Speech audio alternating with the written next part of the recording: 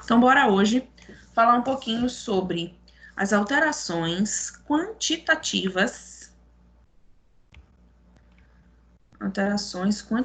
dos leucócitos. Pronto, tá? Então, o que seriam essas alterações quantitativas? É como o próprio nome fala, eu vou quantificar, eu vou contar, tá? Enumerar a quantidade de leucócitos que nós estamos visualizando, tá? E aí a gente vai ter que relembrar os tipos de leucócitos, a característica de cada um, para eu dizer o que de fato é um ou é outro, tá? Por meio das características e o que cada um pode promover, tá? Dentro desse esfregaço sanguíneo. Vamos compreender na aula de hoje também a forma como a gente faz essa quantificação. Então, essa quantificação ela pode ser manual, ela pode ser automatizada, tá? Isso nós trabalhamos na quantificação dos leucócitos sempre envolvendo a garantia da qualidade laboratorial, tá? Então, para começar a nossa aula de quantificação, nós vamos relembrar um pouquinho a classificação dos leucócitos, tá? Então, eu classifico os leucócitos quanto a presença de grânulos evidentes no citoplasma e quanto ao número de lobulações nesse núcleo. Com relação ao quantitativo de presença... Deixa eu só fazer um negócio aqui. Grace Kelly, tu tá aí? Tô sim, tô aqui. Tu tá usando notebook ou celular? Celular. Quem que tá usando notebook aí que possa me ajudar? Computador. É porque eu quero colocar uma pessoa para aceitar as pessoas aqui para mim, para não atrapalhar a aula. O Elma, tá usando notebook? Tô usando notebook, professora. Posso fazer? Então, eu vou te adicionar, tá? Certo.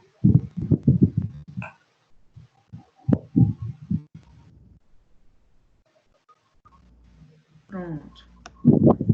Aí eu mudei teu status. Aí quando tu escutar o barulhinho, tu adiciona as pessoas para mim, tá? Vai aparecer aqui em cima, é? Vai aparecer para ti.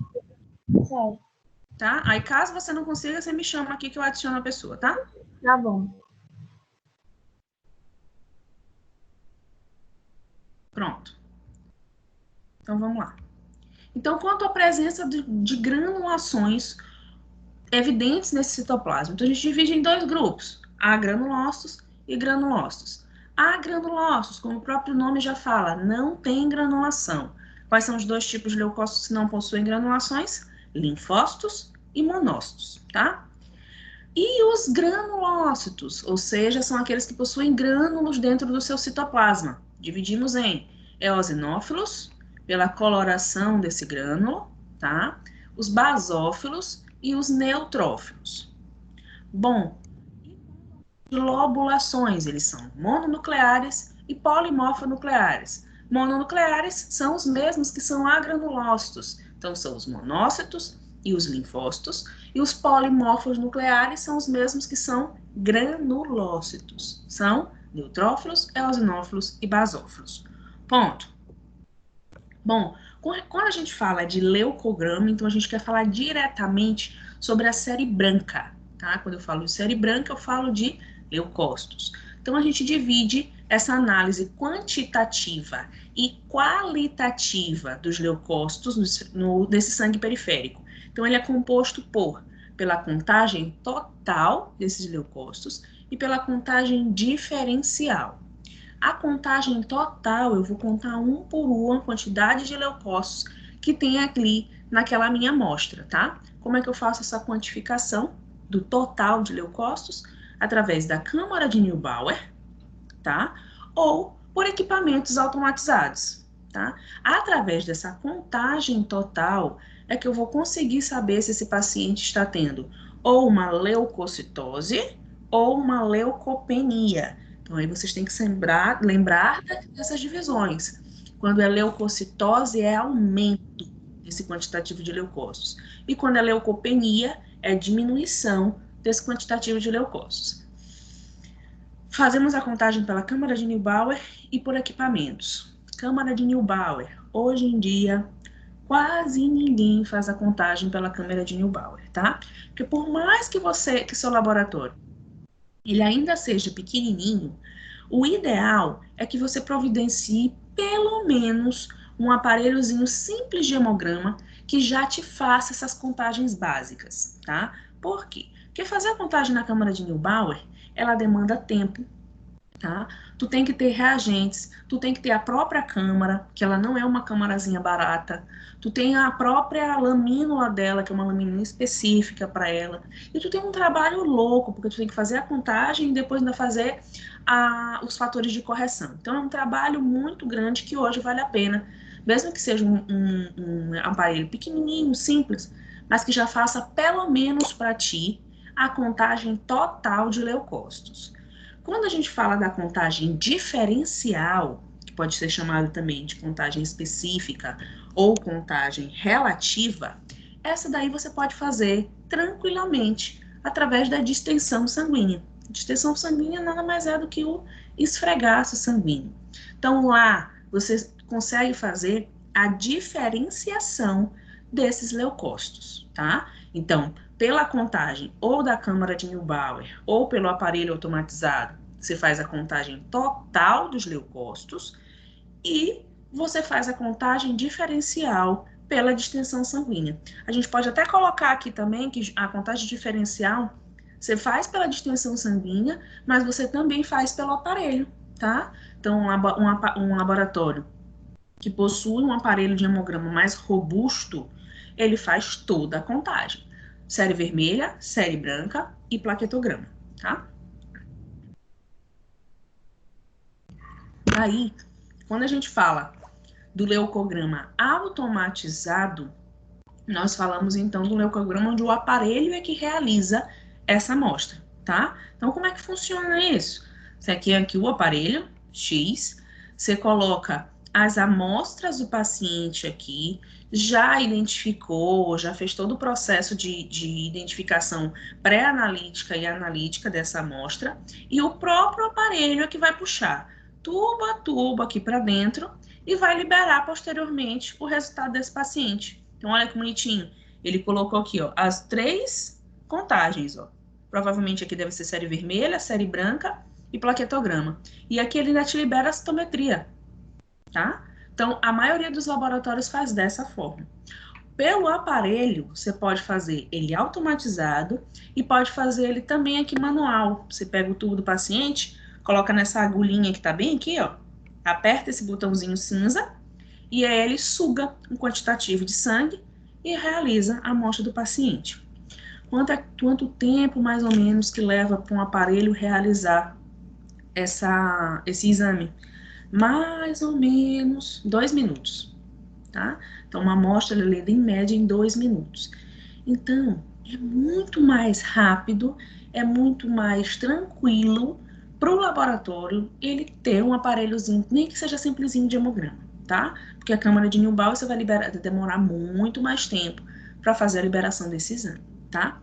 Quando a gente fala também da liberação desse exame automatizada, você tem que lembrar que esse aparelho ele tem que estar extremamente calibrado ou perfeitamente calibrado, tá? Para que essa calibração? Para que eu tenha a certeza que esse exame do paciente que está saindo dali é fidedigno à clínica desse paciente, ao que de fato está acontecendo com esse paciente, tá? Como é que eu consigo essa garantia? Através da calibração e da validação do aparelho e do método que ele está sendo utilizado. Para isso, a gente trabalha através de um gráfico chamado de Levy-James, tá? Esse gráfico, ele vai te separar o que é erro relativo e o que é erro sistêmico, tá? O que é aquele erro relativo? É um erro que aconteceu hoje, mas que eu vou passar essas amostras, esses controles nos outros dias e tá tudo normal, tá? O que seria esse erro sistemático? É um erro que acontece todos os dias, no mesmo dia acontece o erro. Então, isso seria um erro sistemático. Um erro relativo, um erro aleatório, é aquele que acontece de fato, como a própria palavra fala, aleatoriamente. Foi uma vez aqui, depois ele não aconteceu mais nada, tá? Esse gráfico, então, é que através desse gráfico, de você plotar os resultados daqueles teus controles no gráfico, é que você vai ter a garantia da qualidade laboratorial, tá? Para eu ter garantia de qualidade, eu preciso que meu laboratório trabalhe com controles, tá? Dependendo do laboratório, ele trabalha com 3 controles ou ele trabalha com 2 controles. 2 controles, ele usa um controle alto, que é uma amostra de paciente alta, e uma amostra de um paciente baixa, tá? 2 controles. Um laboratório mais robusto trabalha com 3 controles. Um controle baixo, um controle normal e um controle alto. Para que significa isso? Para que se aquele paciente aparentar estar baixo, ele vai estar nos limites, na conformidade do controle baixo. Se ele aparentar estar normal, está nas variações do controle normal. E se ele aparecer alto, ele está dentro das variações do controle alto, tá? Para quê? Para que eu tenha a garantia que aquele exame do paciente está fidedigno a ele, tá? O recomendado dentro do laboratório de análises clínicas é que você passe os controles todos os dias, tá? Para quê? Para que eu garanta a qualidade desse aparelho e desse método, tá? Esse controle, então, já falei para vocês que ele tem que ser passado todos os dias, e esse aparelho também, ele tem que entrar numa periodicidade de manutenção. E aí, quando a gente fala de manutenção, nós falamos de manutenção preventiva e de manutenção corretiva. Manutenção preventiva é aquela que eu previno aquele erro, tá? A não chegar, né? Na verdade, aquele erro. E a corretiva é quando de fato já aconteceu aquele erro com o aparelho e aí eu tenho que arrumar aquele aparelho de fato, tá? Tem alguns laboratórios... Oi? Alguém me chamou? Ó, não tá entrando, ela não tá conseguindo.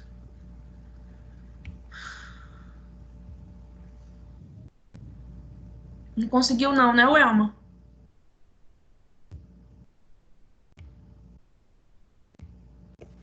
Professora, não apareceu para mim. Sim, eu consegui isso fazer com 2 turmas. Ah, isso aqui, se eu mudar aqui, eu não consigo fazer, não. Não sei, deixa quieto, eu venho abrindo. Demora um pouquinho, mas eu venho abrindo. Tranquilo por enquanto?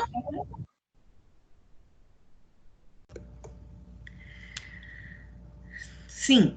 E aí, o ideal é que o laboratório ele trabalhe sempre com a manutenção preventiva e com a manutenção corretiva, caso necessário, tá? Manter um aparelho hoje não é assim um aparelho robusto, é claro, não é para qualquer um, tá? Por quê? Porque ele exige um gasto, principalmente com os controles. Controle hoje em dia não é tão barato. Mas um laboratório que consegue trabalhar com os controles, ele tem uma efetividade, uma garantia muito maior, tá? Outra coisa, a amostra de hemograma, ela tem por obrigação ser passada no aparelho no mesmo dia, tá? Não existe amostra de hemograma ser passada um dia depois. Ah, o aparelho quebrou agora à noite, vamos deixar para passar essa amostra só amanhã? Não existe isso. Não, eu vou guardar na geladeira. Não existe isso, tá? Nós vamos perdendo a estabilidade dessa amostra e na maioria das vezes essas células, elas começam a ser lisadas, tá? Então, a amostra chegou, ela foi coletada às 8 horas da manhã, você tem aí até o começo da tarde para já estar passando ela no aparelho, para que eu não perca a estabilidade dessa amostra. E nunca, em hipótese alguma, eu deixo para passar essa amostra no outro dia, porque a gente perde a estabilidade dessa amostra, tá? Na maioria das vezes eu já experimentei fazer isso, deixar uma amostra, ela foi passada naquele dia, normalmente, e eu guardei ela pra gente passar ela no outro dia, porque a gente estava trabalhando com validação, e eu deixei ela para passar no outro dia. E ela tinha me dado uma leucopenia. No primeiro dia estava normal, e no segundo dia eu tive uma leucopenia, tá? Quer dizer, eu já poderia mudar o resultado daquele paciente, dar um falso para ele, um resultado falso para ele, sabe? Então, muito cuidado com a passagem dessa amostra no aparelho, tá? O aparelho ele tem que estar sempre na temperatura baixa, porque esses aparelhos eles foram feitos em países muito frios e a qualidade deles estão relacionadas a essa temperatura baixa, tá bom? Entrou para eu adicionar.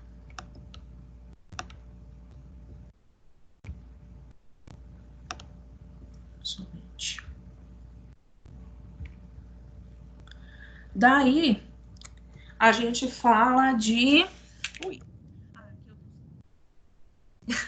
Aqui eu trouxe para mostrar para vocês um leucograma, tá? Com a liberação do percentual e com os valores de referência em percentual e com o valor de referência de milímetros cúbicos, tá? Aqui eu tenho desse lado esquerdo, né? Eu tenho percentual e aqui eu tenho do milímetro cúbico. Isso aqui são valores de referência que existe a global relacionado ao Ministério da Saúde, não, à Organização Mundial de Saúde, e os laboratórios, cada um pode sim fazer os seus valores de referência. Porém, eles precisam estar condizentes com esse valor de referência mundial, tá? Então, aqui o valor do laboratório está entre 4.000 e 11.000. Não tem por que um outro laboratório estar com seu valor de referência entre 11.000 e 20.000. Isso já está muito fora, está muito discrepante, tá? Então, por mais que cada laboratório faça seus valores de referência condizente com o seu laboratório, com a sua rotina, tá? Eu não posso também, o meu laboratório, querer fazer um valor completamente discrepante, tá? Aí é que a gente pede para aquele paciente, ele sempre realize os seus exames no mesmo laboratório. Para quê? Porque você ganha um histórico seu frente, então, àquele laboratório. A minha... Deixa eu ver aqui. O meu leucócito, exemplo. Meu leucócito, ele tá sempre em parâmetros normais, ele tá sempre girando ali entre 5.000 e 6.000. Aí eu faço sempre naquele laboratório X. Quando eu vou fazer num outro laboratório, meu valor de referência, eu tô normal, mas meu valor de referência já sobe para 10. Poxa, eu tô normal, não tô tendo nada, não tô clinicamente e fisiologicamente não tá acontecendo nada comigo. Por que eu tenho esses valores tão discrepantes, tá? Então, isso pode ser levado a um falso positivo. Então, sempre mantenha uma padronização. Você faz sempre naquele laboratório, realize sempre naquele laboratório, tá bom? Aqui eu trouxe também a divisão para vocês de cada leucócito. E aí eu peço para vocês tomarem cuidado com uma coisa, que eu vi muito aluno fazendo isso quando eu estava pegando esses alunos no estágio. Leucócito é geral.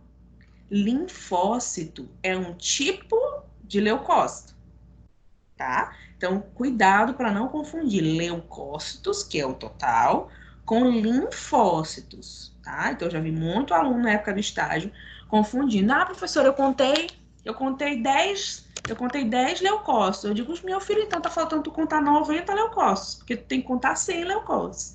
Aí depois é que ele foi dizer, de fato, que ele tinha contado era linfócito e não leucócito, tá? Então, muito cuidado com essa nomenclatura. A contagem manual. Tem um colega que entrou, né? Cadê? Gente. Enfim.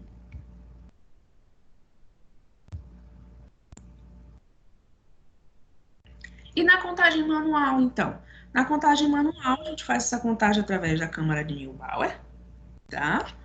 Como é que faz, gente? Ó, tá aqui a câmarazinha de Neubauer. Aqui são as linhas de dentro desses quadradinhos aqui, piquititico, tá? Como é que você faz essa contagem na câmara de Newbauer? Você pega o sangue do paciente, tá? E vai diluir num líquido chamado líquido de Turk, ou líquido de Turk, tanto faz. Como é que é essa divisão? Você vai pegar 1 para 20. Então, exemplo, se é 1 ml do sangue do paciente que você vai pegar 20 ml do líquido de Turk. Para que serve esse líquido? Ele vai lisar as hemácias presentes naquele sangue, naquela amostra, e vai manter íntegra apenas os leucócitos. Para quê? Para que não venha a confundir na hora da leitura, tá? Então, ele lisa todas as hemácias e deixa ali íntegra, bem estruturadinha, só os leucócitos. Pronto. Fez essa diluição, vamos para a contagem. Então, você vai adicionar mais ou menos, não chega nem a ser 1 ml, você vai colocando aqui, eu acho que gira em mais ou menos 50 microlitros, ou uma coisa assim, se eu não estiver enganada. Mas você pega a pipetinha e vai introduzindo aqui, tá? Coloca a lamínula aqui em cima e vai introduzindo o líquido aqui dentro, tá? De cada partezinha dessa daqui. Aí ele vai encher toda essa estrutura aqui, tá? Como é que você vai contar? Você vai pegar esses quadrantes maiores das extremidades e vai contar um a um a quantidade de leucócito que tem em cada um, tá? 1, 2, 3, e aí conta os 4 quadrantes. Após contagem desses 4 quadrantes, você vai pegar um desse quadradozinho pititiquinho aqui, ó. Só um. Conta os 4 grandes e pega um pititiquito. E aí vai multiplicar por 50. Aí você vai ter o resultado da quantidade de leucócitos que você tem por milímetro cúbico, tá? Fez essa contagem, você já tem, então, a contagem total de leucócitos. Qual que é o problema, qual que é o chato aí de fazer a leitura na câmara de Newbauer? Você tem que prestar muita atenção na hora de como contar esses leucócitos. Exemplo, se esse leucócito ele estiver bem aqui no meinho, entre um e outro, tá? Você despreza esse leucócito. Você só pode contar os leucócitos que estiverem completamente dentro da totalidade desse quadrante, tá? E aí, muito cuidado para não contar. Ah, tem um leucócito bem aqui, ó, nesse meinho. Cuidado para não contar ele 2 vezes. Contar ele no quadrado de cima e não contar no de baixo. E contar no de baixo. Então, tem sempre que prestar atenção com relação a isso. Então, você só conta a quantidade... Cadê minha seta? A quantidade de leucócitos que tiver dentro, de fato, desse quadradão maior, tá? E aí vai contando um por um, os 4 quadrantes. Beleza? A partir daqui, dessa contagem de leucócitos total, é que você vai saber se esse paciente está tendo uma leucocitose ou uma leucopenia, tá? A gente ensina no estágio a como fazer a contagem na câmara de Newbauer, apesar da gente saber hoje na rotina que ninguém mais faz a utilização. Mas, como é ensino, nós precisamos de fato ensinar para vocês como é que a gente faz a contagem, tá bom? Mas é bem tranquilinha. Conseguiu visualizar o leucócito? Só cuidado para saber se você está contando ele corretamente. E nunca conta ele se ele estiver no meio da linha, tá? Despreza ele e conta sempre o que tiver para baixo, tá bom? Para contagem específica, você tem 2 formas de fazer essa contagem. Ou pelo aparelho automatizado, em que ele já te libera essa amostra, tá? Ou você vai fazer o esfregaço. Gente, eu esqueci de contar um negócio bem aqui para vocês. Deixa eu voltar rapidão, só para eu não esquecer. O aparelho, ele te libera flags. O que são os flags? Ele geralmente coloca esse flag, é um asteriscozinho, do lado do número em que está tendo alguma modificação. O aparelho, ele é extremamente sensível. Se você passar o controle e fizer as validações de forma correta, tu pode fechar o olho que ele vai liberar os resultados tranquilamente. Só que chega um determinado momento, algum determinado tipo celular, que ele não consegue identificar. Quando ele não consegue, quando esse tipo de célula não está lá na base de dados dele, ele não consegue identificar aquilo, ele libera como um flag, que é um asterisco. Então, ele sinaliza para você que essa amostra está tendo algum problema. tá? Então, para que serve isso? Para te atentar, para que você preste atenção, que nessa amostra você terá que fazer um esfregaço, tá? Para quê? Porque pode ser que ali esteja aparecendo células displásicas, pode ser que ali esteja aparecendo células imaturas, tá? E aí ele tá te dando esse sinal. O que vai servir então? Ele te deu esse sinal, você vai fazer um esfregaço desse paciente para ver o que está acontecendo com ele, tá? Então a gente tem duas formas de fazer o esfregaço, para a realização do esfregaço dentro do laboratório. Quando esse leucócito total está acima do valor de referência do laboratório, você pede um esfregaço, ou quando mesmo que esse leucócito total esteja dentro do valor de referência, esse aparelho está te sinalizando flags, tá? Aí você pede o esfregaço do paciente.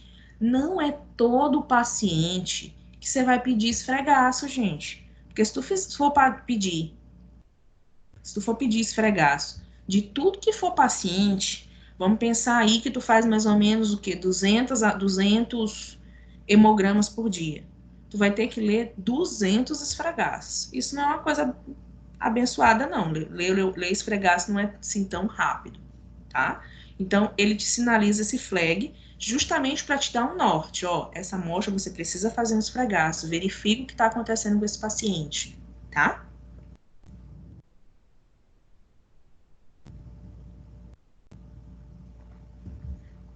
O esfregaço, vocês estão cansados de saber. Já falamos bastante de esfregaço, a gente tem bastante gente aí na sala de vocês que trabalha fazendo esfregaço, que fazem esfregaços maravilhosos, tá? Então, o esfregaço, ele serve para quê? Para eu fazer a contagem diferencial, a contagem específica de cada tipo de leucócito, tá? Então, o esfregaço não é quantidade de amostra, é qualidade daquela amostra, é qualidade na tua lâmina, é qualidade na tua lâmina extensora para você puxar esse esfregaço, tá? E o que eu quero que vocês guardem para a vida de vocês? A objetiva para a leitura de esfregaço é a objetiva de 100, aumento de 100 vezes, com óleo de imersão, tá? Então, como é que eu faço a leitura do esfregaço? Utilizando o óleo de imersão, colocando na objetiva de 100 vezes, tá?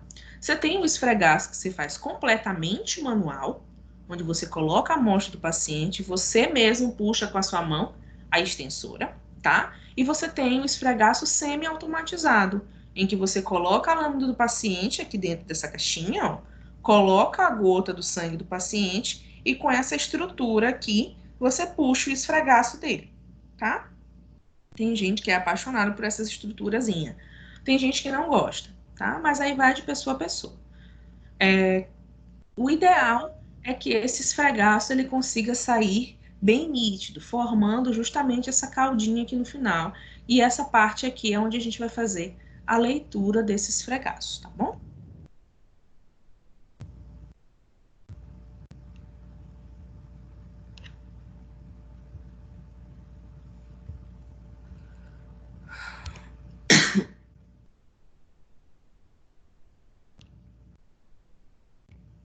Com relação à coloração, então essa coloração ela é fundamental para que eu tenha uma leitura satisfatória, tá? Então eu trouxe aqui mais uma vez 3 imagens para vocês, uma com coloração satisfatória e 2 com colorações insatisfatórias, tá? Essa aqui ela corou muito na hematoxilina e essa corou muito na eosina, tá?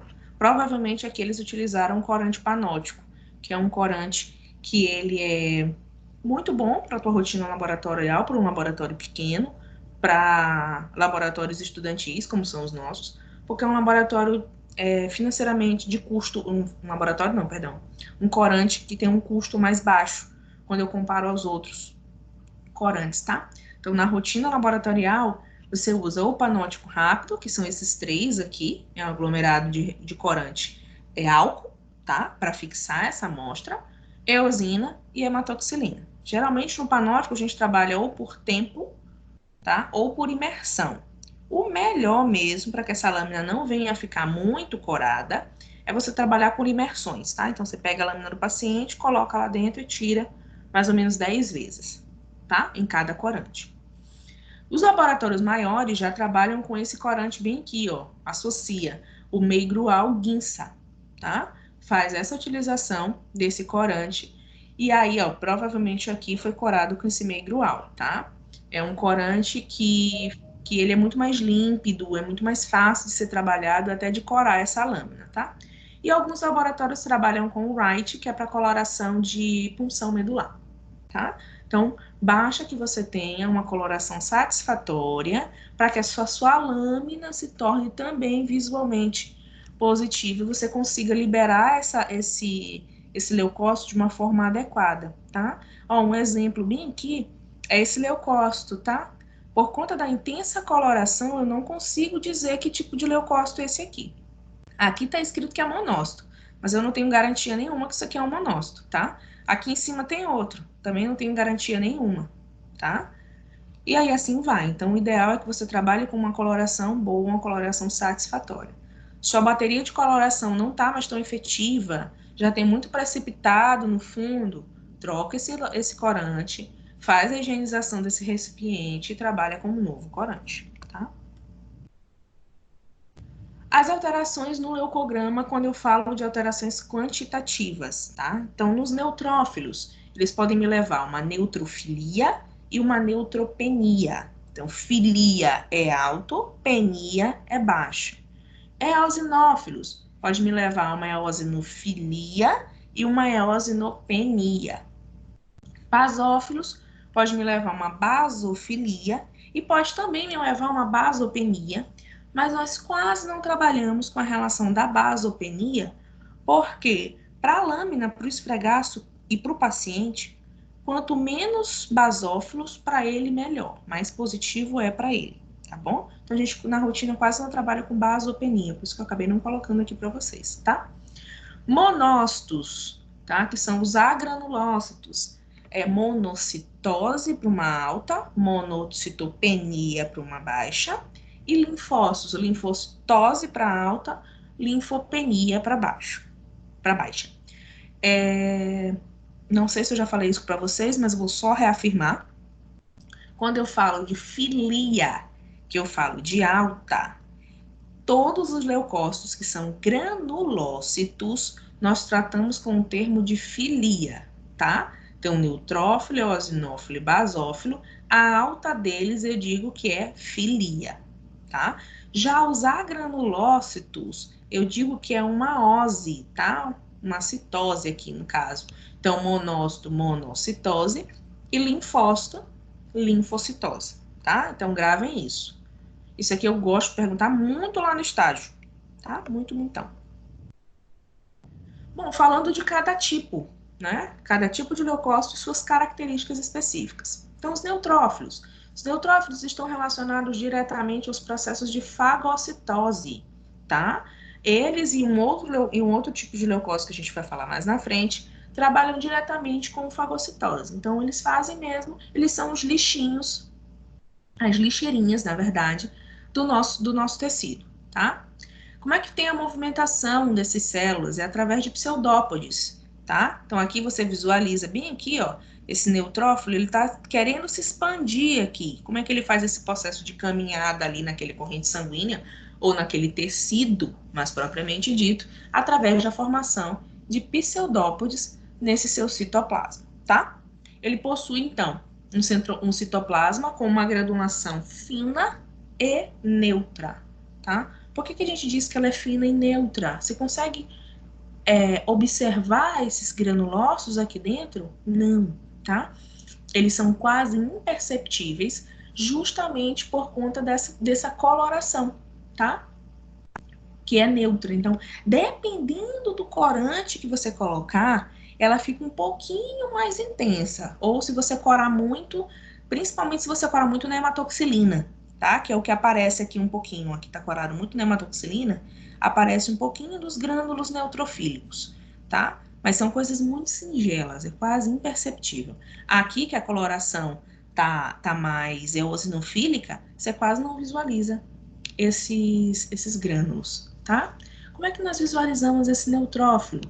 Esse núcleo, ele está extremamente segmentado, tá? Ou septado. Então, você consegue visualizar aqui, ó, as septações. Eu tenho uma septação, duas, 3, bem aqui, ó. Eu tenho 3 septações e 4 lobulações, tá? 1, 2, 3, 4, tá? Aqui eu tenho 1, 2, 3, 4. 1, 2, 3, 4, 5. A partir daqui, a gente já pode dizer que esse neutrófilo ele é hipersegmentado. Nós temos patologias específicas, alguns determinados tipos de leucemias estão relacionadas à hipersegmentação desses neutrófilos, tá? Os neutrófilos, eles estão... Deixa eu ver se... Eles estão relacionados primariamente às infecções bacterianas, tá? Então, quando você tem infecção bacteriana, um dos principais leucócitos que sobem primeiro são os neutrófilos, tá? Dependendo da variação da infecção bacteriana, pode subir também linfócito e monócito, tá? Mas o primeiro a subir é o neutrófilo, nas infecções bacterianas.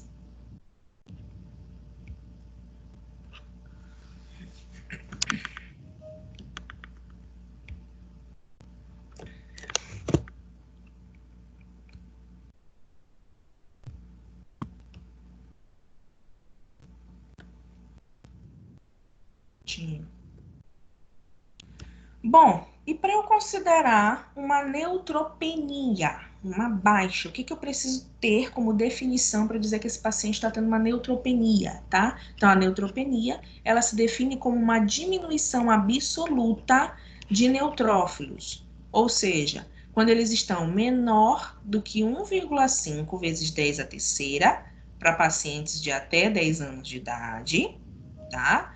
E aí algumas literaturas ainda fazem a divisão entre brancos e negros, tá?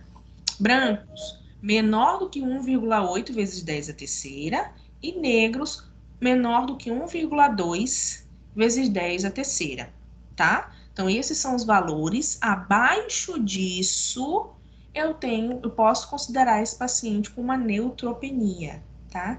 E ainda seguro ainda mais. Se esses leucócitos, esses neutrófilos, estiverem menor ou abaixo de 1 vezes 10 a terceira, esse paciente ele se encontra num quadro de neutropenia grave, tá?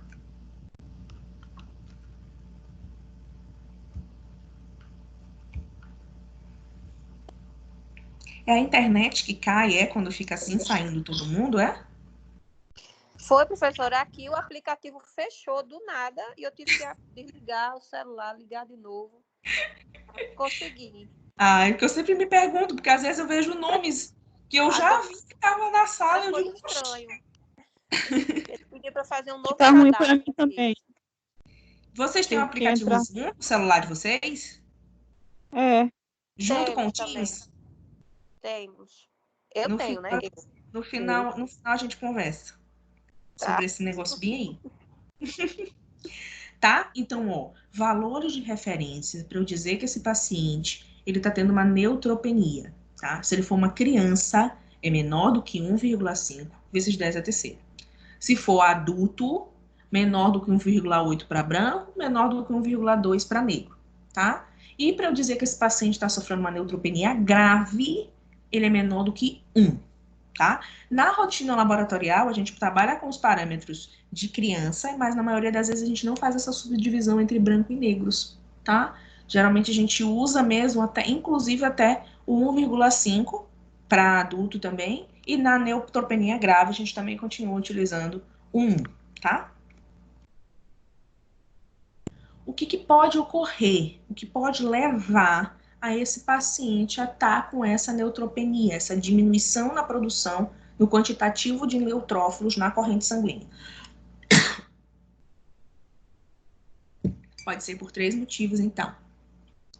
Problemas que afetam diretamente a medula óssea, alteração no sangue periférico, tá? Na corrente sanguínea de fato, e algumas alterações extravasculares, perdão, quando é no tecido. Então, pode ser alteração na medula, que não está conseguindo produzir neutrófilos numa quantidade alta, e aí, consequentemente, vai diminuir lá no sangue periférico. Pode ser uma alteração direta mesmo no sangue periférico, ou pode ser uma alteração no tecido que está fazendo com que esses meus neutrófilos do sangue periférico migrem ainda mais rápido para o tecido. Tá? Então, pode ser por 3 fatores. Problema na medula, problema no sangue periférico e problema no tecido, propriamente dito. Tá? Alguns problemas que podem afetar a medula óssea.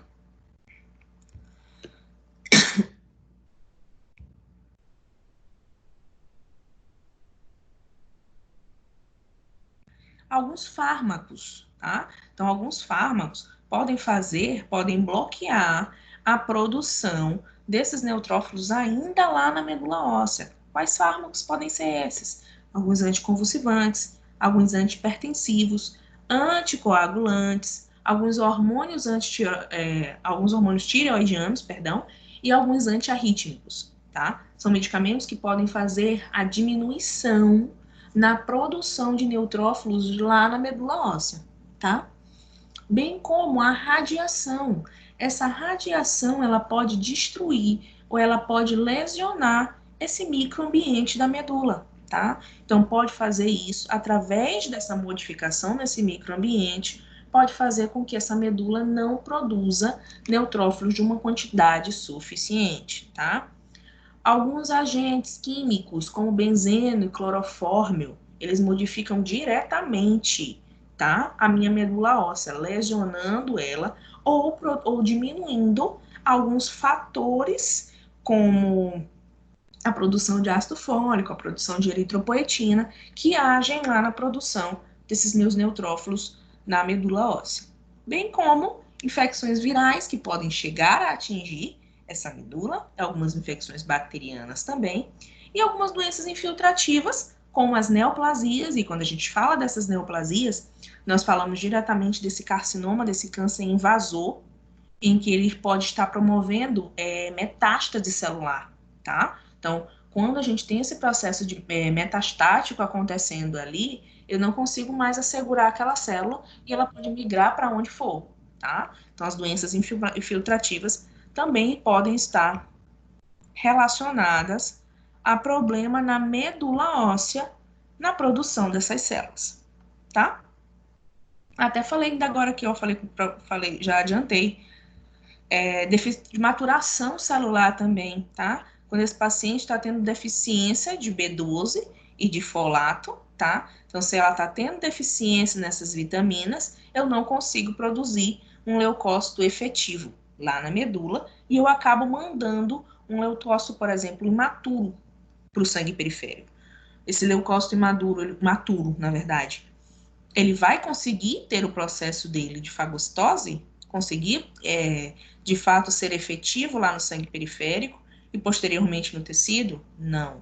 Só quem consegue ter essa atuação efetiva são células maduras. Daí vocês lembrem, quando eu falei para vocês lá no início das aulas de eritropoiese, que eu falava do reticulócito e falava do eritrócito, tá? Que por muitas vezes a medula acabava mandando o reticulócito, que seria uma hemácia imatura para a corrente sanguínea, e ela só enchia linguiça ali, só enchia o campo, só enchia o sangue periférico, porque ela não conseguia ter a efetivação que era o transportar o oxigênio, tá? Alterações nesse sangue periférico propriamente dita, tá?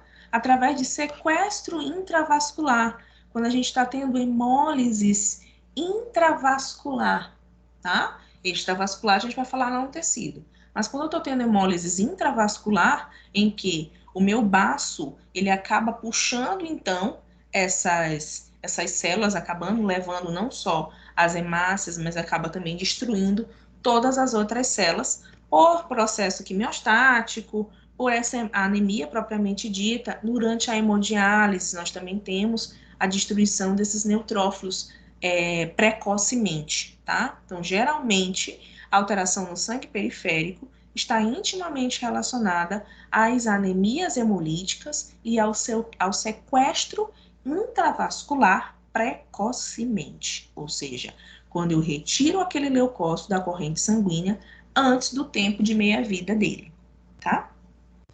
Nas alterações extravasculares, que acontecem, então, diretamente no tecido, podem ser por aumento na utilização desse neutrófilo, tá? Que foi o que eu acabei de falar para vocês. O tecido está tendo um processo de necrose, tá? E eu preciso, então, mandar esse neutrófilo do meu sangue periférico o mais rápido possível para aquele tecido. Para quê? Para destruir, para fazer aquele processo de limpeza no ambiente tecidual, tá? Então, pode ser ali uma necrose que está acontecendo, uma infecção grave, ou esse paciente está tendo uma anafilaxia, em que eu preciso, então, demandar toda essa minha produção de leucócitos do sangue periférico para agir diretamente ali na efetivação, na destruição e na limpeza daquele tecido que está tendo o processo de necrose, tá? Quando a gente fala de alteração extravascular relacionada à destruição, nós falamos diretamente de anticorpos, aí a gente lembra daquela anemia autoimune que nós falamos a semana passada. Na destruição é quando o meu próprio organismo trabalha para destruir esses meus leucócitos, tá? Então, nas doenças autoimunes, eu tenho uma destruição muito mais acentuada desses neutrófilos no tecido e acabo mandando, então, os neutrófilos no sangue periférico muito mais rapidamente para esse tecido. Se eu mando muito neutrófilo para o tecido, meu sangue periférico ele fica faltando neutrófilo. Então, eu levo a uma neutropenia esse paciente, tá? Algumas doenças relacionadas a essa destruição, nós temos o lúpus, tá? Na eritrobastose fetal, que eu coloquei aqui, IgM materno contra neutrófilos fetais, tá? Na diferenciação do tipo sanguíneo da mãe para o bebê, que pode me levar a uma eritrobastose fetal, tá? Bom, então, deixa eu só voltar bem aqui. Falamos de neutropenia. Neutropenia é a diminuição. Falamos dos valores relacionados a essa neutropenia. Falamos que essa neutropenia ela pode correr por problema na medula, problema no sangue periférico e problema no tecido, tá? E aí citamos o exemplo de cada um. Agora, nós vamos falar de neutrofilia, que é o aumento nesse quantitativo, tá? Então, se define perante a Organização Mundial de Saúde, se define como um aumento absoluto de neutrófilos superior a 7,5 vezes 10 a sexta milímetros em adultos. Então, com tudo que for acima de 7,5 é considerado neutrofilia, tá? Durante o período neonatal, tá? Que é de 5 a 7, a primeira semana, tá? O valor médio ele já é um pouquinho mais alto, tá? É de 11 vezes 10 a sexta, tá? Valores superiores, aí gravem isso bem aqui. Valores superiores a 10 vezes 10 a sexta em adultos requerem um estudo para possível diagnóstico de manifestações patológicas. O que isso aqui quer dizer? Que se esse paciente tiver um leucócito acima de 10 vezes 10 a sexta, tá? Se ele tiver com esse valor acima de 10, você tem por obrigação, como bioquímico hematologista, liberar um esfregaço sanguíneo, tá? Então, esse paciente acima de 10, você tem que liberar através de um esfregaço. Tem a contagem lá do aparelho, você tem que fazer o esfregaço, para saber por que esse paciente está tendo uma neutropenia, tá? Assim, uma neutrofilia. Assim como lá na neutropenia, que esse paciente tiver com abaixo de 1, tá? Você tem que também fazer um esfregaço para saber o que está acontecendo, por que aquele paciente está com uma baixa de neutrófilo. A mesma coisa acontece aqui. Se tiver acima de 10, você faz a liberação através de esfregaço. Isso aqui são valores da Organização Mundial de Saúde. Professora, mas o laboratório que eu trabalho, o valor de referência deles é até 10, tá? Não é até 7,5, como a senhora colocou aqui, até 10. E os bioquímicos de lá, eles só liberam esfregaço a partir de 15, tá? Professora, eles estão errados? Não. Aquilo ali foram valores de dentro do laboratório deles. Diferiu muito dos parâmetros globais? Não. O que iria diferir muito é se o valor máximo deles fosse de 20, de 15, por exemplo, não precisa nem tão longe, se fosse de 15, o valor da máxima deles, e eles só pediriam um esfregaço acima de 20, tá? Aí eu já teria um valor muito grosseiro. Mas de 7,5 para 10, a gente ainda não tem um valor tão discrepante, tá? Eles continuam dentro ainda dos valores de referências das globais, tá? Alguns mecanismos, aliás, dentro desse diagnóstico diferencial da neutrofilia, nós temos alguns mecanismos para essa produção desses neutrófilos, tá? O que pode estar acontecendo com isso? Esse aumento da produção, ele pode estar relacionado a alguma liberação medular diferente. Por que essa medula está mandando esse quantitativo de neutrófilos tão alto para a corrente sanguínea? Por que a gente está tendo, então, a redução da marginalização medular? O que é essa marginalização medular? A medula, ela produz um quantitativo de leucócitos, só que ela deixa esses leucócitos armazenados lá nessa medula, tá? Que a gente chama na região marginal. Eles ficam lá guardadinhos, maduros, mas eles ficam lá guardadinhos. Eles só são mandados para a corrente sanguínea de acordo com a diminuição, ou então com os pedidos nessa corrente sanguínea. Aí é que eles vão mandando esses neutrófilos maduros, tá? Mas por que essa medula está mandando, então, até inclusive esses ali que são de reserva? Preciso entender, tá? Por que essa medula está mandando esses neutrófilos de reserva, tá? Bem como entender por que os meus outros órgãos hematopoiéticos também estão produzindo um quantitativo maior de neutrófilos. Então, nós temos alguns mecanismos para a produção desses neutrófilos, dessa alta desses neutrófilos, tá?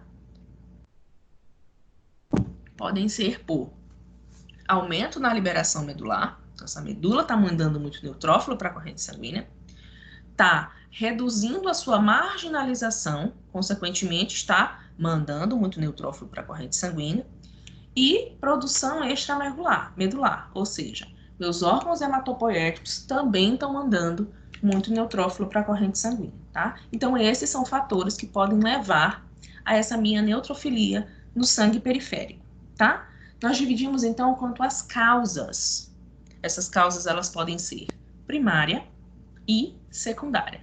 Primária é quando eu não tenho nenhuma doença associada, tá? Então, não sei, do nada apareceu uma febre maluca. Pá, febrão, sobe neutrófilo de uma forma absurda, tá? Então, eu não tinha nenhuma outra doença de base, tá? E na secundária é quando, através de uma outra patologia, acabou me levando a uma produção de um neutrófilo acentuado, tá? Exemplo aqui, deixa eu dar um exemplo bem aqui para vocês da secundária. Paciente é diabético, exemplo. Paciente é diabético e ele teve um pico de glicemia, tá? Então, a glicose dele já é alterada, mesmo que ele faça uso de medicamentos, mas aí ele teve um pico de glicemia e aumentou ainda mais essa glicose. Nesse caso, a diabetes é a minha doença de base que acabou promovendo uma hipertermia nesse paciente, aumentou a febre, deu febre nesse paciente. Então, eu tenho uma doença de base e tenho a doença secundária, tá? Ó, a outra entrando e saindo. Esse é problema de internet.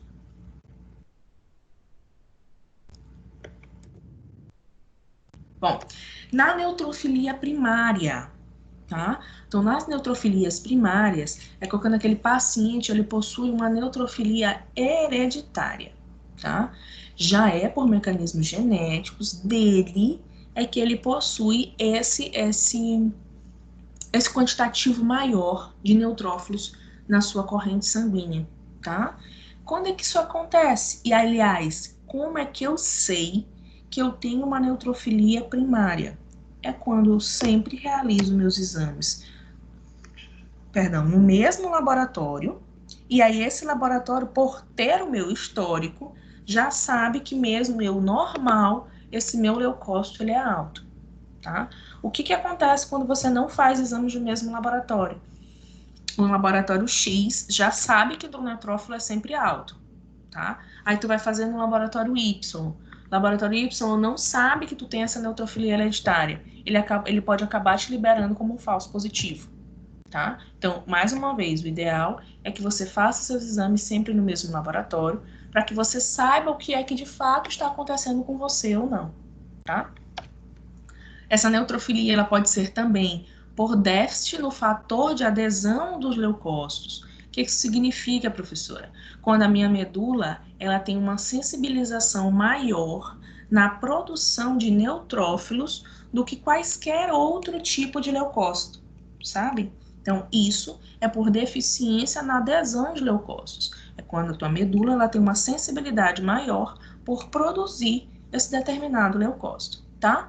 Por urticária familiar ao frio, tá? E aí promovendo, consequentemente, também essa leucocitose. A urticária, ela de fato, ela já promove esse aumento leucocitário, tá? E o foco maior, então, é na produção, principalmente, de neutrófilos, por conta daquela anafilaxia que a gente falou lá na frente, ou mais lá atrás. A anafilaxia está relacionada à produção exagerada desses neutrófilos, tá? Então, aqui a urticária está relacionada, então, a isso.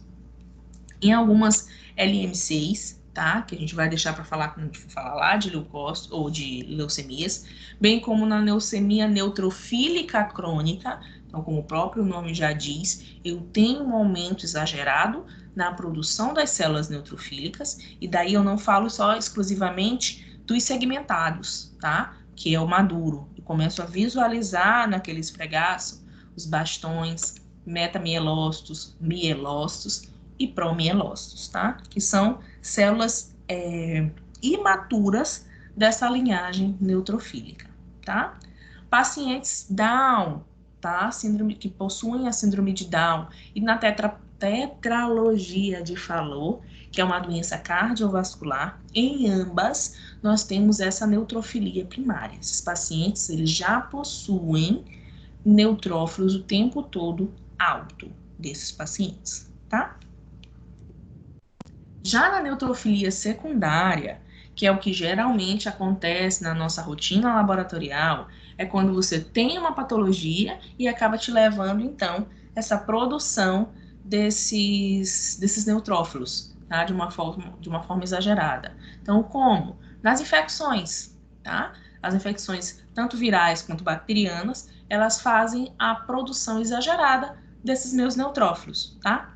Em alguns transtornos metabólicos, tá? Bem como nos transtornos inflamatórios. Eu estou ativando ali os processos inflamatórios que fazem com que eu tenha uma produção ainda maior dos meus neutrófilos da minha medula óssea, tá? Então, transtornos metabólicos inflamatórios fazem com que eu também tenha uma neutrofilia. Estresse, então cuidado aí com as rugas, que elas podem acabar te levando a uma produção neutrofílica, tá? Exagerada.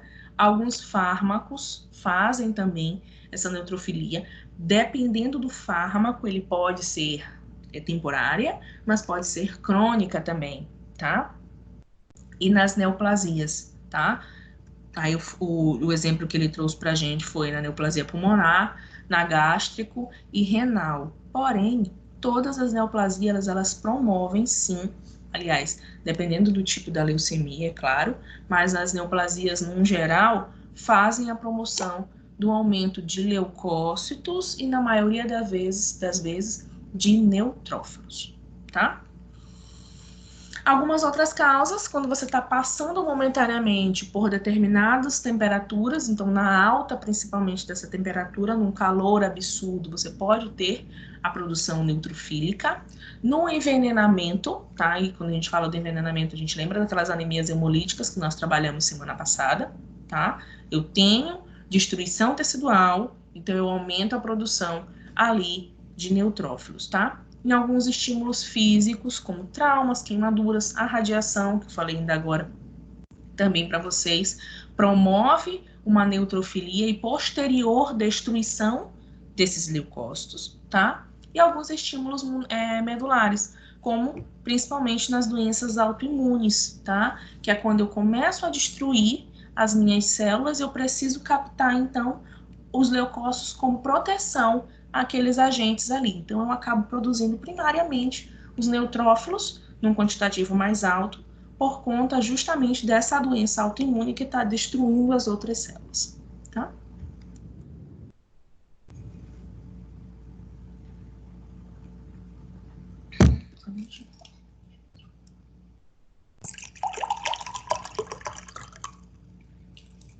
Alguns outros pacientes que podem também possuir essa neutrofilia. Essa neutrofilia que ela é bem temporária, tá? Vai depender muito também do estadiamento desse paciente. Recém-nascido. Recém-nascido, ele sempre possui um parâmetro de referência diferente também das crianças. Então, a criança, ela possui um valor completamente diferente do adulto, tá? Mas os recém-nascidos, eles também possuem um valor de referência diferente. Tem alguns. Eu tinha uma fichinha, não me recordo agora onde é que eu coloquei essa fichinha, mas eu tinha uma fichinha que colocava os valores de referência de cada um.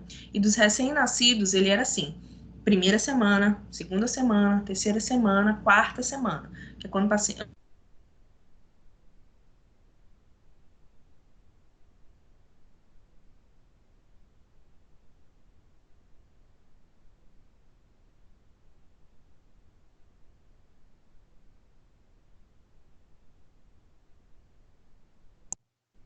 Travou, professor.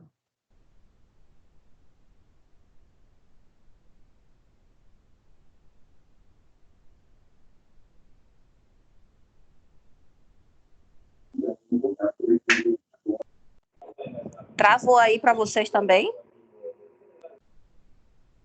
Travou. Travou, tudo travado. E para mim travou. Dá aula aí, Maísa.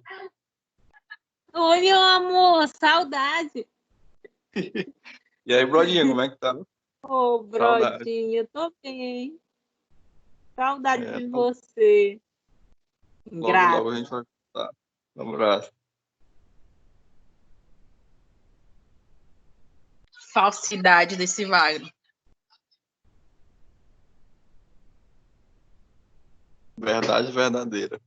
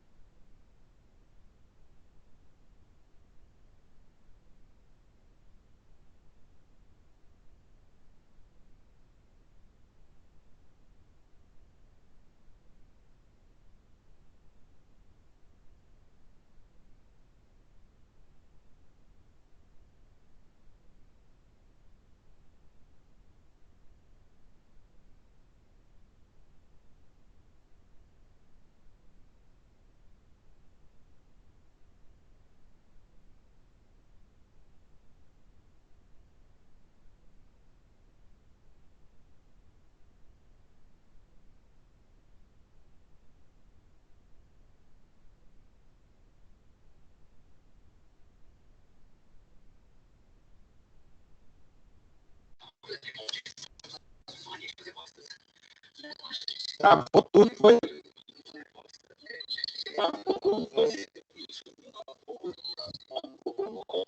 Errou.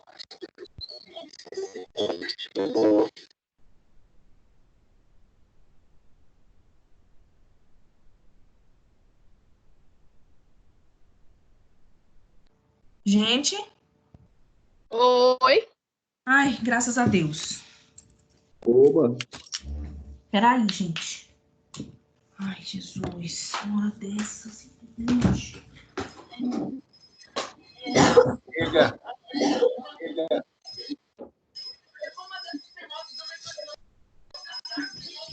Ai. Voltamos.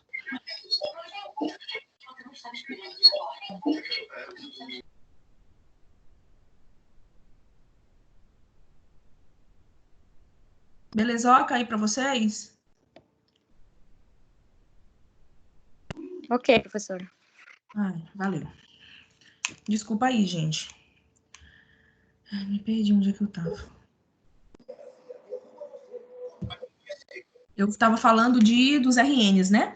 Então, cada RN possui o seu específico, sua contagem específica, tanto para a série vermelha quanto para a série branca, tá? Nós temos valores diferentes para os bebezinhos. Geralmente, eles têm uma contagem bem maior, tá? Isso é a estruturação fisiológica deles. Eles precisam ter um quantitativo maior de neutrófilos quando comparado às crianças e aos adultos, tá? Após determinadas atividades físicas, onde te exige um desgaste maior, e se essa atividade também te levar a algum trauma, pode ser que você tenha essa neutrofilia muito temporária, tá? Na gravidez, tá? Os parâmetros geralmente das mulheres ficam alterados, tanto série vermelha quanto série branca, tá? Nos pacientes, nessas mulheres. No pós-parto também, mas no pós-parto a relação é diretamente na ativação do sistema imunitário do bebê, tá? Então, a gente também tem essa alteração no parto e no pós-parto, a auxiliação, a ativação do sistema imunitário desse bebezinho, tá? Nas suas emoções fortes, então, tu levou um susto, ou tu teve algum impacto direto que mexeu com o teu psicológico, pode alterar os teus parâmetros neutrofílicos também, tá? No estresse, tá? Quando a gente fala do estresse, ele é importantíssimo na hora da coleta. Então, o ideal é que aquele paciente na coleta seja super zen, super tranquilo, porque não acaba aumentando os seus parâmetros não só de neutrófilos, mas dos leucócitos totais, tá? Febre e frio. E aí os coletadores, os meus colegas aí vão me falar muito bem que a gente não pode fazer a coleta na febre, no pico febril. Por que eu não faço coleta no pico febril? Porque eu vou ter um aumento de leucócitos absurdo nessa hora, bem como eu vou ter um excesso de destruição celular naquele momento. Então, se tu pegar o esfregaço desse paciente, a amostra de sangue desse paciente e passar no aparelho, ele vai te dar milhões de flags, porque vai aparecer muito resto celular naquela amostra, tá? Por conta justamente dessa febre, desse aumento da temperatura desse paciente, tá? Então, tá muito relacionado aqui embaixo, ó, desse calor intenso, tá? No pós-anestesia, ele também pode te levar, porque tu tem que resgatar esse paciente para que ele não venha entrar a óbito, tá? Então, nessa pós-anestesia, você tem um aumento neutrofílico também considerado, e dependendo de alguns medicamentos, como na utilização de corticoides, também podem te levar a uma neutrofilia, tá? Atenção direta, é bem aqui, tá? Muito cuidado na coleta do paciente na febre. Não se faz coleta de sangue no pico febril, não se faz. Você tem que esperar esse paciente, essa febre ser diminuída, esperar algumas horas para poder fazer essa coleta novamente, tá? Não é, esse paciente estava com febre, eu dei o paracetamol, aí ele já começou a diminuir a febre, eu já posso coletar? Não, você tem que esperar algumas horas. O recomendável é que se espere pelo menos 4 horas para fazer essa coleta novamente, tá? Repetir isso aqui, não sei por que eu repeti, era para me falar, era para me colocar só aqui, nas infecções agudas, tá? Na inflamação e na destruição tissular, na verdade, tá? E nas neoplasias também, nós temos aumento de neutrófilos. Eosinófilos. Os eosinófilos estão envolvidos, são eles que possuem os grânulos eosinofílicos, por isso do nome dessa célula ser chamado de eosinófilo. Então, aqui você consegue ver lindamente esses grânulos. Os grânulos de eosinófilos, eles são bem grandes, tá, gente? Bem considerado. O tamanho do tamanho desse leucócito também é bem maior quando comparado ao do neutrófilo, tá? Então, o eosinófilo, ele seria, não chega a ser 2 vezes maior, tá? Mas ele tem um volume um pouquinho mais aumentado quando comparado ao tamanho do neutrófilo, tá? Geralmente, o eosinófilo ele é encontrado bilobulado, tá? A maioria das vezes, eu disse a maioria das vezes, ele é encontrado com essa bilobulação, tá? Desse jeitinho como tá aqui, tá? Em alguns casos, e principalmente se esse paciente estiver sofrendo um processo infeccioso, tá? Aí ele começa a aumentar essas septações, tá? Que foi nesse caso aqui, ó, tem 1, 2, 3 lobulações, tá? Ou 3 segmentações, tá? Mas o normal é você visualizar ele aqui, ó. 1, 2, como tá aqui, ó. 1, 2, 1, 2, 1, 2, tá? Sofreu processo infeccioso grave, aí ele começa a sua divisão nuclear, tá bom? Então, eles estão envolvidos na destruição dos parasitas e nas reações alérgicas, tá? Então, se a gente pergunta lá, paciente está tendo uma parasitemia, qual é o primeiro leucócito a subir? Você vai falar eosinófilo, tá? Então, o eosinófilo está intimamente relacionado nas parasitemias e nas reações alérgicas e algumas hipersensibilidades. Ah, eu tenho sensibilidade à caseína, tá? Então, provavelmente, quando eu vou fazer minha sorologia, esse IgE para caseína, ele vai dar alterado. Por quê? Porque eu tenho essa sensibilidade, eu tenho esse processo alérgico relacionado à caseína, tá? E assim vai. Então, algumas pessoas, eu já vi alguns estudos aí, falando que, não, o eosinófilo, ele só está relacionado à parasitemia, então posso fazer essa relação direta. Não. Eu já vi pacientes que têm infecção renal, infecção urinária crônica, que também possuem um aumento na contagem dos eosinófilos, tá? É aquele paciente que, mesmo que ele faça o tratamento, tá sempre tendo aquelas infecções que a gente chama de infecção urinária recorrente. Também tem uma subidinha nos eosinófilos, tá? Então, aqui, como eu já falei, ele tem um papel importante no ataque a esses parasitas multicelulares, tá? Devido à liberação dessa peroxidase, então a peroxidase faz com que eu consiga destruir, lisar mesmo a parede do parasita. Então, ele destrói diretamente esses parasitas, tá? Possuem os grânulos eosinofílicos, que foi o que eu acabei de falar para vocês, que conferem, então, essa cor laranja ao citoplasma dessa célula. Gente, o citoplasma, a membrana citoplasmática do eosinófilo, dos 5 leucócitos que nós temos, a membrana citoplasmática do eosinófilo é a mais sensível. Então, a maioria das vezes, se esse esfregaço, se essa pessoa que está preparando essa lâmina for um pouquinho mais grosseiro na hora de fazer esse esfregaço, ele pode lisar todos os eosinófilos.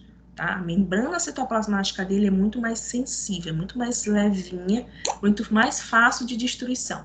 Então, na rotina é muito comum tu visualizar os eosinófilos já sofrendo o processo de lise. Eu conto aquele eosinófilo? Não. A célula que está lisada, você não faz a contagem dela para a contagem diferencial dos leucócitos, tá bom? Então, você despreza aquela e contra outras. Tá alguém, não tem, não? Não.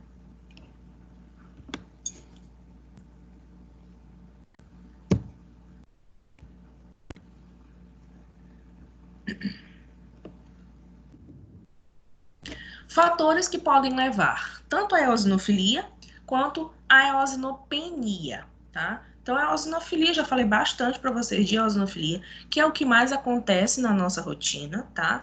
Na rotina laboratorial é muito difícil trabalhar em cima de eosinopenia, tá? Eosinofilia é o que te chama mais atenção. Então, a eosinofilia, o aumento, está relacionado nas doenças alérgicas, que foi o que eu acabei de falar para vocês, paciente com asma, pacientes que estão tendo sinusite, crise de sinusite, tá? É um parâmetro meu que sempre está elevado. Os parâmetros de eosinófilos, tá? Por conta justamente dessa sinusite que eu tenho em constância. E algumas alergias a drogas, tá? Então, você vai estar sempre sensibilizando a produção dos eosinófilos, tá? Nas infecções, nas infestações parasitárias, então o objetivo principal do eosinófilo está envolvido a destruição desses parasitas, tá? Na convalescência de doenças infecciosas agudas, tá? Então, quando a doença ela passou da fase crônica e ela entrou na agudização, eu tenho, sim, aumento do eosinófilo, tá? Nas dermatites, as dermatites, elas estão muito relacionadas à hipersensibilidade. Então, se eu tenho essa hipersensibilização, eu aumento também os eosinófilos. Então, exemplos dessas dermatites, né? Eczema, psoríase, tá? Então, são doenças que estão relacionadas também a esse aumento dos eosinófilos, tá? E algumas doenças hematológicas, como a policitemia e nas LM6, tá? Eosinopenia, que é o que eu falei para vocês que a gente quase não trabalha, tem relação direta ao estresse, em algumas infecções agudas, tá? Mas é muito raro na infecção aguda eu dar essa eosinofilia, penia, perdão, ela está relacionada diretamente à eosinofilia, tá? Uso de alguns hormônios, tá? Então, dependendo aí da forma como você está fazendo a utilização de determinados hormônios, e quando a gente fala desses hormônios, eu falo diretamente da adrenalina, tá? Que é quando você tem aquele estresse muito grosseiro, aquela sensibilização grosseira frente a essa adrenalina, eu posso ter uma eosinopenia naquele paciente, tá? E alguns corticoides também podem me levar à eosinopenia, tá? Na anemia plástica, no lúpus, que é a doença autoimune, eu aumento lá neutrófilos, mas eu tenho a diminuição, ele aqui, de eosinófilos. Basófilos.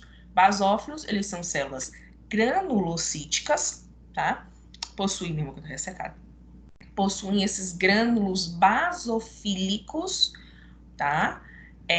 Gente, o quantitativo de grânulos em cima desse basófilo, ele é tão considerado que na maioria das vezes você quase não consegue identificar o núcleo dessa célula.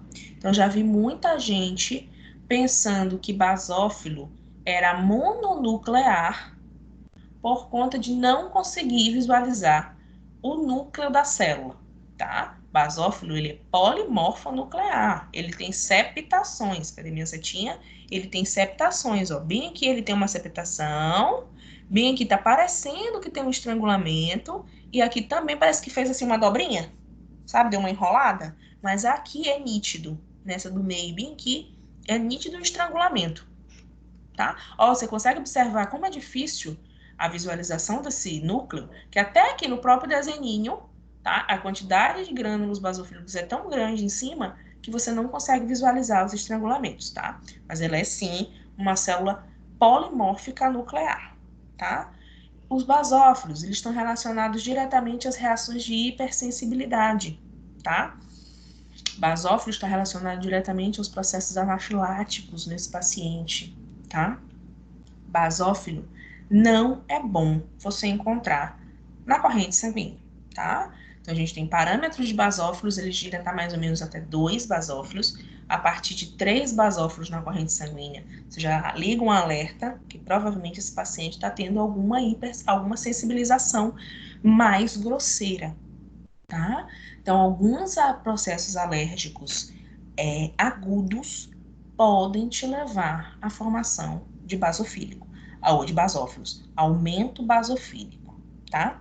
O seu citoplasma, então, ele possui esses grânulos mais grosseiros, que nós chamamos de grânulos basofílicos, tá? Corados em preto púrpura, tá? Então, você vai visualizar ele mesmo bem enegrecido. Está relacionado, a gente também tem nesse basófilo alguns grânulos de heparina, alguns grânulos de histamina, que é eles que têm essa ação contra as reações de hipersensibilidade. Então, é eles que vão bloquear aquela sensibilização que aquele paciente está tendo, tá? Então, basófilo, célula granulocítica, polimórfica nuclear, possui na sua estrutura grânulos basofílicos, tá? E estão relacionados à reação de hipersensibilidade. A correlação dessa reação de hipersensibilidade está relacionada à presença desses grânulos de heparina e aos grânulos de histamina que vão contra essa hipersensibilização do organismo. Conta não, frente a essa sensibilização do organismo, tá? Quando é que eu tenho uma basofilia? Então, a basofilia está relacionada a essas reações de hipersensibilidade, tá? Ou seja, quando eu tenho uma estimulação direta aos antígenos, eu tenho uma produção muito louca de antígeno naquele momento, tá? Está relacionada a algumas síndromes mieloproliferativas, tá? Quando eu tenho um aumento considerado na produção dessa minha linhagem mielocítica, tá? Alguns hipotireoidismos, pacientes que possuem colite, tá? Colite é a inflamação no intestino desse paciente, tá? Podem me promover a produção de basófilos acentuadas e algumas terapias estrogênicas, quando o paciente ele não consegue ser, como é a palavra que eu posso falar?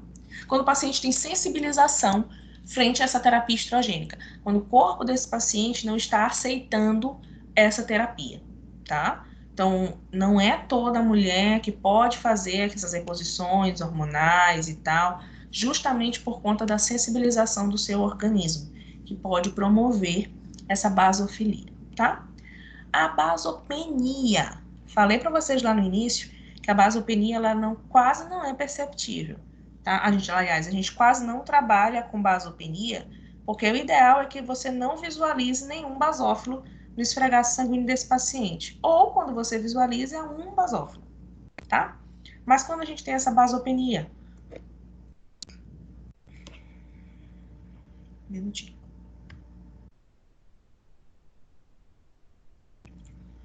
Mas quando é que você tem essa basopenia? Pela automação, por algum motivo, a máquina o aparelho não conseguiu contar. Pode ser problema de calibração, não consegue contar os basófilos, aí ele te dá uma basopenia. Pacientes com hipertireoidismo, tá? O hipotireoidismo leva essa basofilia e o hipertireoidismo diminui a quantidade de basófilos, tá? Nas síndromes de Cushing, tá? Nós temos também alguma sensibilização, as síndromes de Cushing estão relacionadas também aos problemas, alguns problemas intestinais também, pode ter essa basopenia. E na terapia esteroidal prolongada, quando você está fazendo utilização de hormônios esteroides por muito tempo, tá? Então, garotinhos e garotinhas que fazem aí de utilização de determinadas bombas, que a gente chama, muito cuidado, que pode te levar à diminuição na produção desses basófilos. Qual que é o problema aí dessa basopenia? Se por algum momento, por algum motivo, você precisar de um quantitativo de basófilos na tua corrente sanguínea para mandar para o tecido, a medula ela vai demorar ainda muito mais tempo para produzir esse basófilo.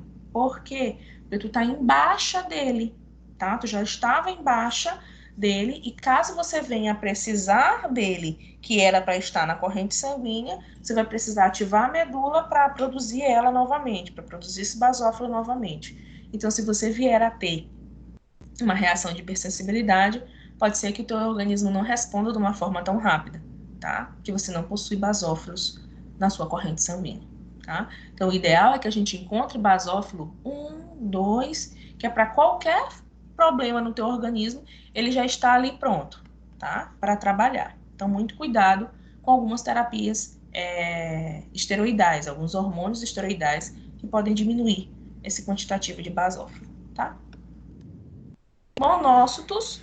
Os monócitos eles estão relacionados diretamente à defesa do nosso organismo. Eles também trabalham por fagocitose. Então, os primeiros leucócitos a serem sensibilizados na destruição tecidual são os neutrófilos e os monócitos. O monócito, eu até brinco que é a célula mais feia das células maduras que nós temos, elas são as células mais feias que a gente possui. Elas também têm esse processo de locomoção através dos pseudópodes, e os monócitos eles são tão bonitos porque eles se enlargam mesmo. A formação desses pseudópodes do monócito é bem mais acentuada do que o neutrófilo, tá? E tem uma limpeza tecidual muito mais satisfatória. tá? Eles estão relacionados e envolvidos nas respostas imunes. Quando a gente está tendo essa destruição tecidual grosseira, o primeiro leucócito que aparece, de fato, são os monócitos, tá? Relação direta do monócito no sangue periférico, ele é chamado de monócito. Quando ele migra para o tecido, ele já é agora macrófago, tá? E tem uma conformação estrutural também diferente, para ele conseguir abarcar, de fato, aquele órgão-alvo, aquela substância-alvo dele, tá? Você visualiza nos monócitos, na maioria das vezes, formação de vacúolos, tá? Bem que tem um, aqui tem dois, tá? Que é justamente para conseguir adaptar, conseguir captar o maior número de substâncias ali dentro dele, tá?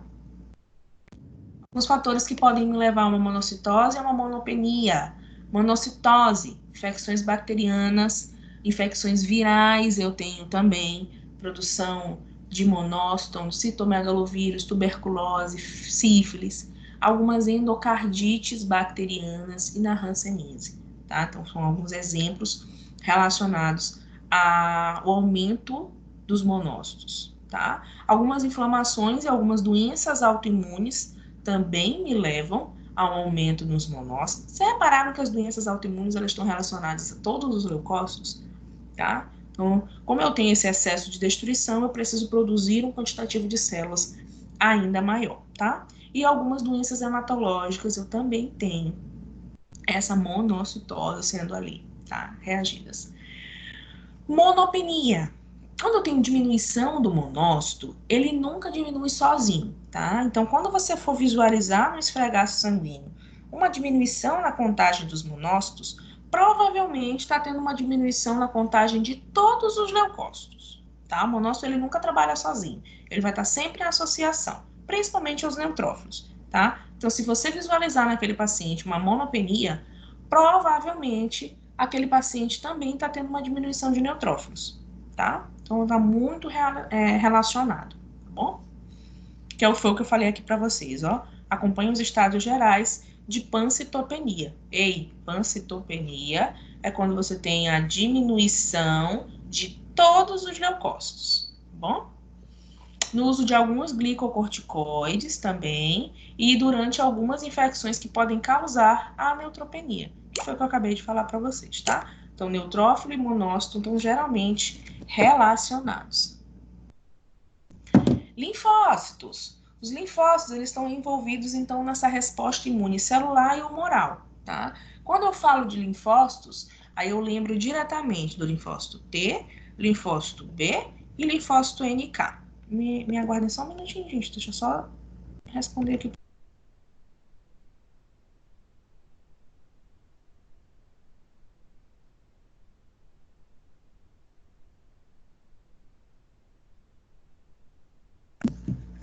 Só avisar para ele aqui que voltou. Pronto.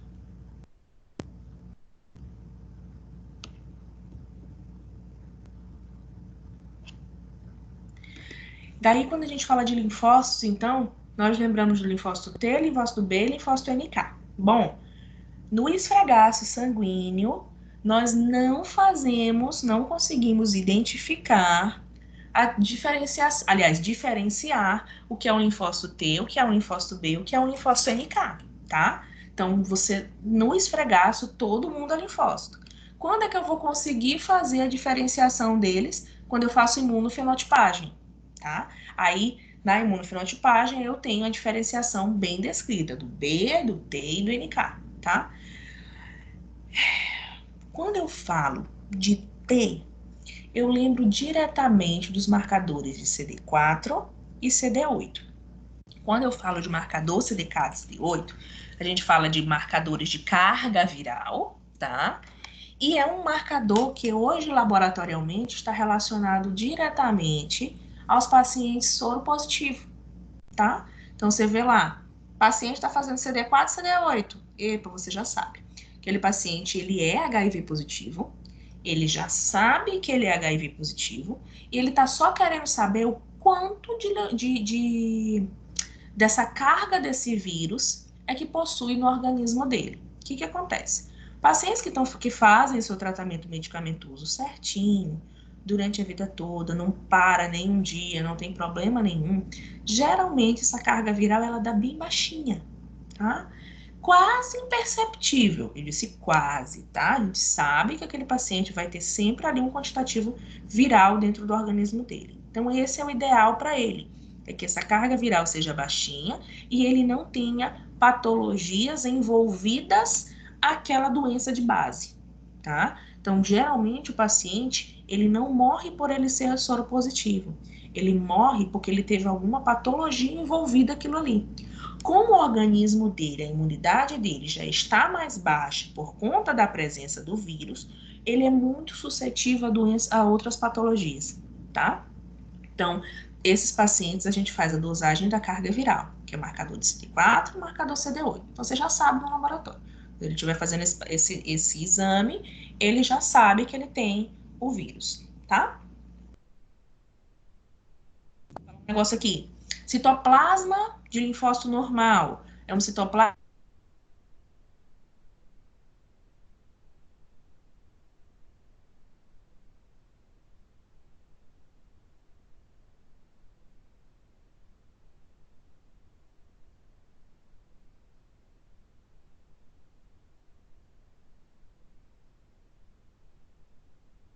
Gente, parou para vocês aí também? Parou. Parou. Ai, meu Deus, está complicado.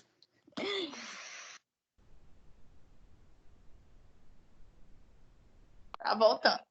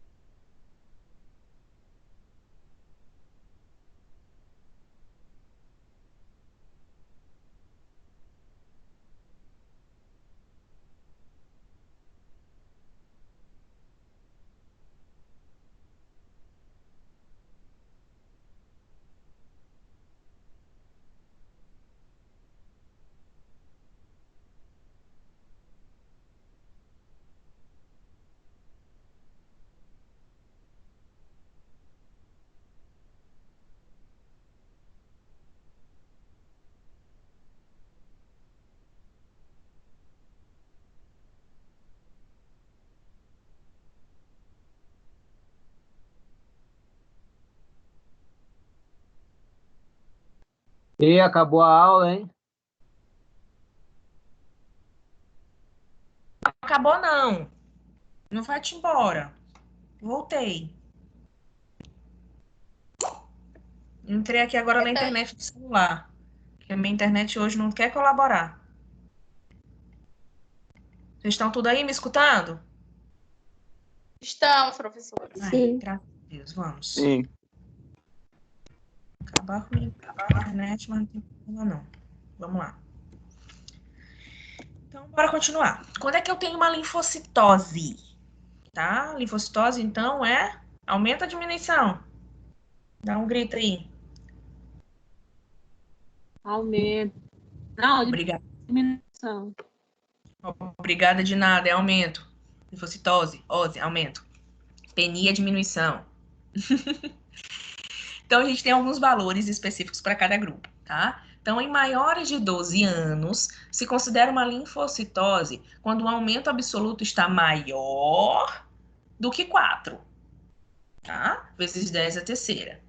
Em recém-nascidos e crianças pequenas, pode ser normal até 8, tá? Então, em criança de 12 anos a adulto, esse valor é maior do que 4, tá? Linfócitos. Os grupos diagnósticos mais relevantes são em pacientes na síndrome linfoproliferativas crônicas, ou seja, eu tenho um aumento considerável na produção de linfócitos desse paciente, e aí sobe bem mais do que 8, pode subir até 10, 15, tá? Quando é que eu tenho linfocitose? Infecção viral, tá? Então, coloca lá. Tem uma infecção viral, qual é o primeiro linfócito a subir? Ou, primeiro leucócito a subir são os linfócitos, tá? Então, exemplos que eu trouxe aqui. Mononucleose, rubéola, varicela, hepatite, Epstein-Barr, que hoje está tendo muito, a população está aumentando muito o quantitativo do Epstein-Barr, tá? Na infecção pelo Epstein-Barr. Em algumas infecções bacterianas, ele também sobe, e em algumas infecções por protozoários. Mas ele é o primeiro a subir, principalmente nas infecções virais. Após as virais e na associação a essas bacterianas e por parasitemias, esse linfócito ele também sobe. Então, vai subir aqui o quê? Na infecção bacteriana, vai subir linfócito e vai subir neutrófilo, tá? Na infecção por protozoário, sobe primeiro o eosinófilo para depois subir o linfócito, tá bom? Quando é que eu tenho também essa linfocitose? Algumas reações alérgicas a algumas drogas, então eu posso ter sensibilização de basófilo, mas aí acaba também subindo um quantitativo de linfócitos, tá? Na esplenectomia, nesse aumento considerável desse baço, tá? Em algumas doenças linfoproliferativas. E quando é que eu tenho uma linfopenia, tá? Então, lá na linfocitose, eu falei quando eu tenho uma linfocitose, quando tem um aumento de 4. Acima de 4 vezes 10 da terceira, eu tenho ali uma linfocitose. Quando eu tenho linfopenia, é a diminuição. Quando ele é abaixo de 1 vezes 10 da terceira, eu tenho uma linfopenia, tá? Muito cuidado nas linfopenias, porque esse paciente ele fica extremamente vulnerável a qualquer outra infecção, tá? Então, acontece, então, nesses pacientes que são HIV positivo, tá? Ele já tem uma sensibilização do seu organismo por conta desse vírus, que faz nas crises, faz com que esse linfócito diminua e deixe ele predisposto, sensível a outras patologias, tá? Então, ele já tá ali com um quantitativo de vírus e vem uma bactéria, vem um parasita e acaba adentrando também naquele organismo, tá? Aqui ele fala que normalmente os linfócitos CD4 têm esse aumento mais considerável quando compara ao CD8 e ao linfócito B e ao NK, tá? Então, é os que têm o maior quantitativo dentro do nosso organismo, tá? É comum em pacientes hospitalizados essa linfopenia, tá? Porém, raramente é motivo de consulta. Então, você, na maioria das vezes, não vai procurar um hospital ou um laboratório porque você está com uma linfopenia. Geralmente você procura porque você está com uma linfocitose, tá? E em alguns casos a gente não consegue nem identificar por que esse paciente está passando por essa linfopenia, tá? Na maioria das vezes é porque tem uma doença de base e em 25% dos casos, que é o que ele coloca aqui, não se encontra uma causa específica por que esse paciente está tendo essa linfopenia, tá? Está relacionada essa linfopenia principalmente em doenças autoimunes. Eu tenho uma diminuição no quantitativo de linfócitos, eles são os mais destruídos por conta dessas doenças autoimunes, tá? Então, em algumas imunodeficiências, tá? Por deficiência de algumas enzimas ou aminoácidos, em algumas imunodeficiências por alguns anticorpos, nas síndromes da imunodeficiência, então, quando eu tenho diminuição da contagem do CD4, que é o principal que nós falamos ainda agora, e nos pacientes com HIV, nós temos essa linfopenia, tá?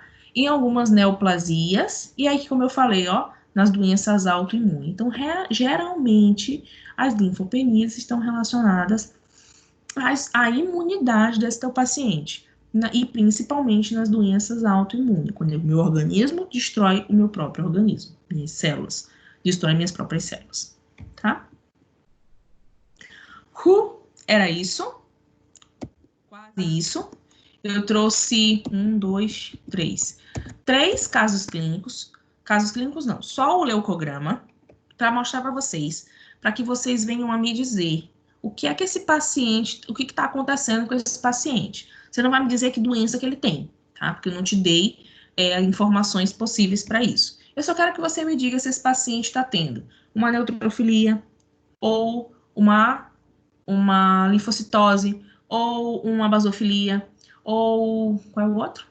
Uma monocitose. Então, isso que eu quero que vocês falem para mim, o que está acontecendo com esse paciente, tá? Abram os microfones, aliás, deixem os microfones fechados. Quando eu perguntar, aí você vai e me diz o que está acontecendo com esse paciente, pode ser? Para a gente fechar com sucesso enquanto eu tenho internet?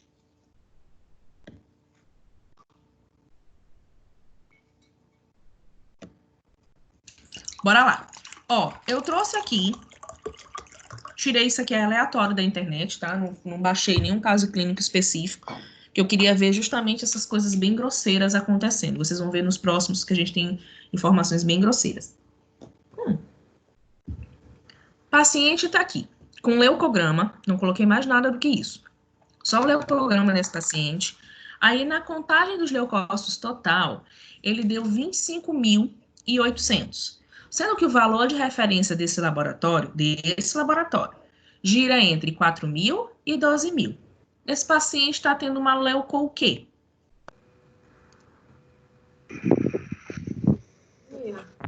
Leucopenia. Leucocitose. Citose. Tá, eu vou abrir bem aqui porque eu quero olhar. Uma leucocitose? Quem foi que falou? Leucocitose. O aumento. Michele, foi? Leucocitose. Leucocitose, tá? Vocês estão me escutando, gente? Porque a câmera travou aqui. Estamos. Tô. Sim, professora. Beleza. Então, esse paciente, ele tá tendo uma leucocitose. Tá? Isso. Bom, aí a gente olha que os próximos parâmetros dele estão zerados. Por que eles estão zerados? Isso é ótimo. Porque essas células que estão aqui em cima, gente, são células imaturas, tá? Dos leucócitos, as células mais imaturas, que é mais fácil de se visualizar,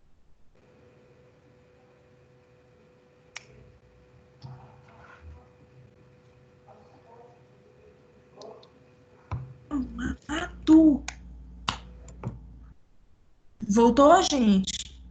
Voltou. Voltou. Deus. Jesus amado, deixa eu terminar minha aula, pai.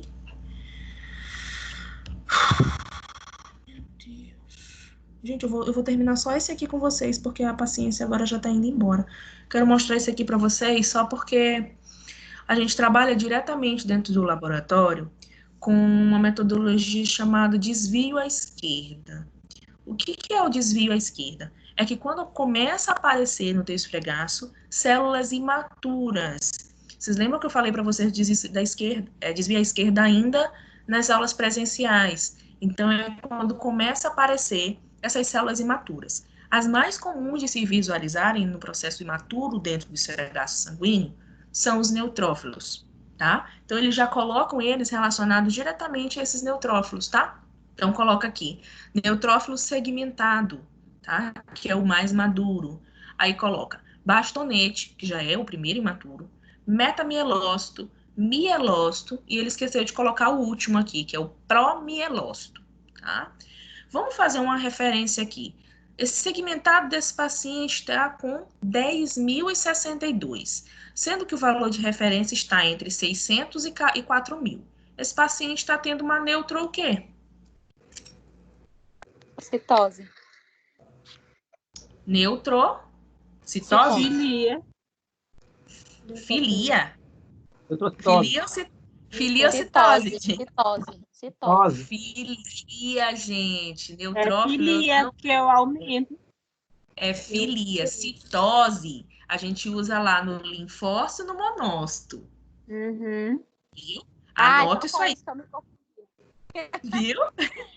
E eu coloquei justamente por isso, por conta dessas confusões, tá? Então, ó, neutrófilo, eosinófilo e basófilo, o aumento deles é filia, tá? Já coloca aí no teu caderninho, tá? Que pode ser questão de prova. Beleza. Tá? E aí eu tenho, então, uma neutrofilia nesse paciente. Bora trabalhar aqui comigo. Esse segmentado aqui, no percentual, ele me disse que tem 39. Imaginem que tivesse dado aqui no bastão 30 e no metamielócito 20. Então, deu aqui 39, o maduro, 30 no bastão, 20 no metamielócito. E deu 0 no mielócito. Esse desvio aqui, ele já é considerado desvio à esquerda. Ele é escalonado ou não escalonado? Da aula lá que eu dei para vocês presencial de desvio à esquerda, escalonado ou não escalonado? Escalonado. Escalonado. Por quê? Porque eu tenho um quantitativo maior de células maduras e vai diminuindo proporcionalmente. Tá? Então, aquilo ali é um desvio escalonado. Se eu tivesse 39 segmentados, 15 bastão, 50 meta, isso aqui seria um desvio o quê? Não escalonado. Por quê? Porque tá uma bagunça. Eu não estou tendo uma linearidade nessa subida dessa produção de células, tá? Então, quando tá essa bagunça, ele é um desvio à esquerda, porque tá aparecendo células imaturas, mas é um desvio à esquerda não escalonado, tá? Por que a gente precisa falar na observação? Por que eu estou tocando nisso? Porque dependendo desse desvio, se ele for escalonado, se ele for não escalonado, a gente tem terapias diferentes para esse paciente, tá? Então, eu preciso dizer se está tendo célula imatura e se esse desvio é escalonado ou não escalonado, tá bom, gente? Bora descendo. Aí aqui ele me deu 0 de eosinófilos, o parâmetro tá entre 0 e 2.400, beleza, tá normal, tá? Basófilo, 0, valor de referência entre 0 e 200. Olhem aqui comigo como o valor de referência do basófilo é baixinho, ó, de 0 a 200. No percentual, o basófilo, se eu não estiver enganado, ele vai de 0 a 2%, tá? Então, é baixinho. Então, a quantidade de basófilos que eu encontro na corrente sanguínea, ele de fato é, tá? Linfócito. Linfócito, ele me disse que o valor do paciente deu 14.706, sendo que o valor de referência é entre 2.500 e 7.500. Esse paciente está tendo uma linfa o quê? Citocitose. Uma linfa. Citose. Uma linfocitose, tá? Que é o aumento. Então, tá certinho. E o monócito desse paciente? Valor de referência entre 25 e 840, e esse paciente deu 1.032. O paciente está tendo uma mono o quê? Monocitose. Citose. Monocitose, tá? Então, aqui a gente teve aumento de tudo, tá? Esse próximo, aproveitar a minha internet ainda, vou mostrar para vocês esse valor de referência. Grosseiríssimo, gente. Ó, valor de referência entre 6.000 e 17.000. Isso aqui já tá bem fora dos... Me espera só um minutinho, gente.